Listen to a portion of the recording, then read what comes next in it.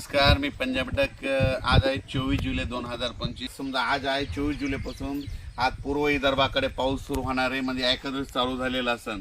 24 जुलै 25, 26 पर्यंत पूर्व विदर्भामध्ये 6 जिल्ह्यामध्ये वर्धा, नागपूर, भंडारा, गोंदिया, चंद्रपूर, यवतमाळ, वाशिम, हिंगोली, अकोला, अमरावती, बुलढाणा, इकडे नांदेड, म्हणजे 24 पासून 24, 25, 26, 27 तारखेपर्यंत या पूर्व विदर्भामध्ये काही ठिकाणी मोठा पाऊस, कुठं लहान, कुठं रिमझिम, कुठं पाणी साचल, कुठं पेंडवालचा असा पाऊस पडणार आहे, म्हणून त्यांच्यासाठी आनंदाची वेळ मी।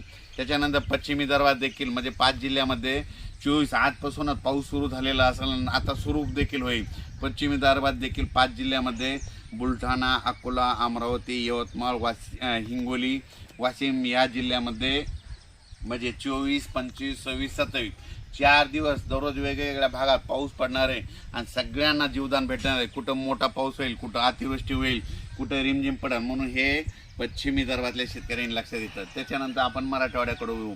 नांदेड जिल्ह्यामध्ये काल मी घुंगराळ या ठिकाणी शेतकरी मेळाव्यात गेल्याच्या नंतर नांदेड जिल्ह्यामध्ये आज मध्ये पाऊस चालू आहे। नांदेड जिल्ह्यामध्ये धर्माबाद, बिलोली, पेनूर, पुन्हा ते मुदखेड, मनमाड या भागामध्ये पाऊस कमी होता, आता रात्री पडला, पण त्यांना देखील आनंदाची बातमी। आणखी 24, 25, 26, 27 तारखेपर्यंत 4 दिवस दररोज वेगवेगळ्या भागात पाऊस पडणार आहे। काही ठिकाणी वड्याला पाणी येईल, कोणत्या शेतामध्ये पाणी साचेल, म्हणून हा अंदाज लक्षात घ्यायचा। त्याच्यानंतर परभणी जिल्ह्यात देखील आज दुपारनंतर पुन्हा परभणी जिल्ह्यात देखील पाऊस जोराचा येणार आहे, म्हणून हा अंदाज लक्षात घ्यायचा। 24 पासून ते 27 पर्यंत परभणी जिल्ह्यात 4 दिवस वेगवेगळ्या भागात सर्व गावामध्ये पाऊस पडून जाईल, म्हणून हे परभणी जिल्ह्याने लक्षात द्यायचं।